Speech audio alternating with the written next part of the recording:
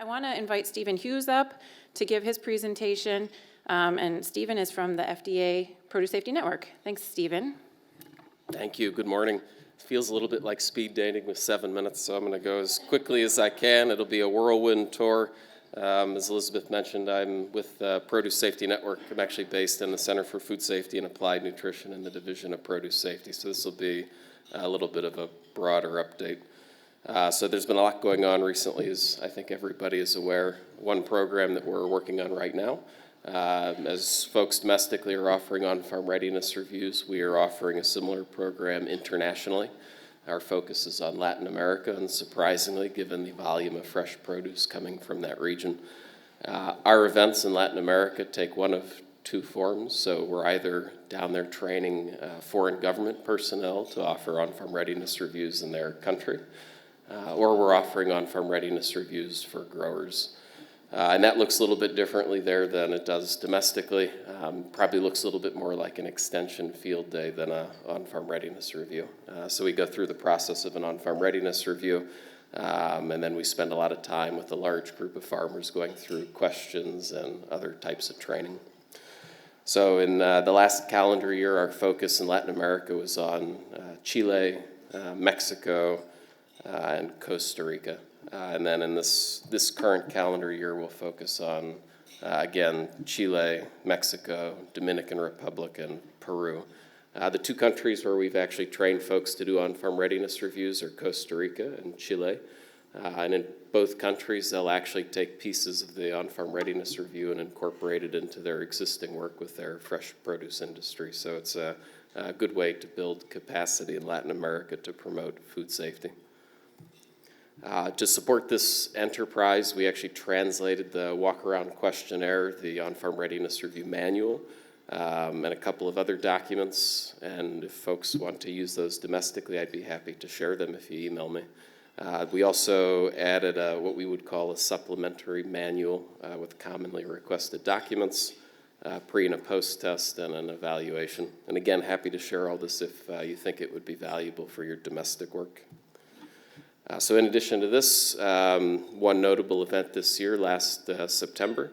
So periodically, our system of official controls in the United States is audited by foreign governments. And so in September, the European Commission audited our system of official controls for leafy greens, soft berries, so strawberries, blueberries, blackberries, raspberries, sprouts, and I think I'm forgetting almonds as well.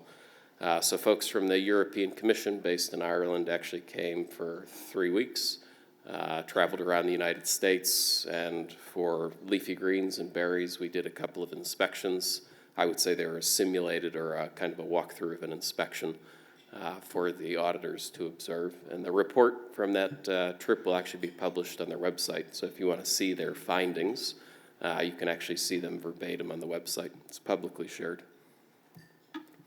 A couple other items that may be of interest. So there are a variety of mechanisms through which we collect data about the implementation of the produce safety rule.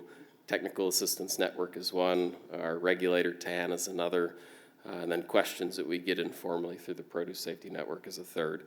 And so we see some common themes with respect to knowledge gaps, ag water, soil amendments, cleaning and sanitization, and Subpart A, so what it means to be a farm if you're covered. I don't think anybody is probably surprised by these common themes. And so the question that we ask is, how can we tackle these knowledge gaps to start moving in the right direction with building knowledge, aligning folks' operations with the rule? So there are a couple of activities that are underway. We piloted a soil amendment workshop last year. We'll be offering a few of those this year. Virginia and Louisiana are 2 locations where that'll happen.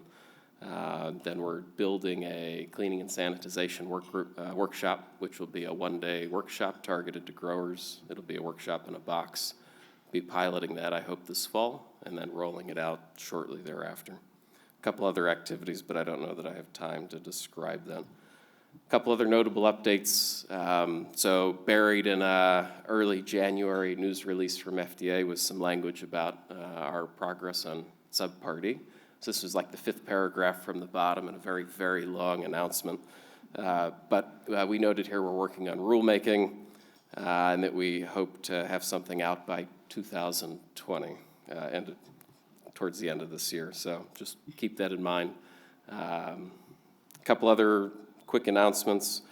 I think everybody here is aware that we have a cooperative agreement with folks at the University of Arkansas for Native American outreach, education, and training. And then we have a local food producer cooperative agreement with the folks at NFU. And so in late November, we put out an RFA to actually do 2 additional cooperative agreements to extend that work. So there'll be some more announcements in that area later this year. And then lastly, I'll end on this.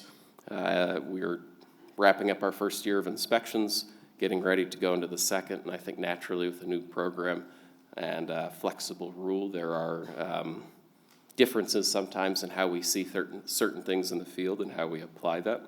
And so one of the things that we're starting to work on with our colleagues at NASDA, AFTO, and a couple of states is to develop a tool or a program to facilitate sort of calibration in how we see the rule during inspections. So it'll be a sort of a proactive approach to promote alignment in how we apply the rule in the field. So with that, I'll stop there and let the next person come up.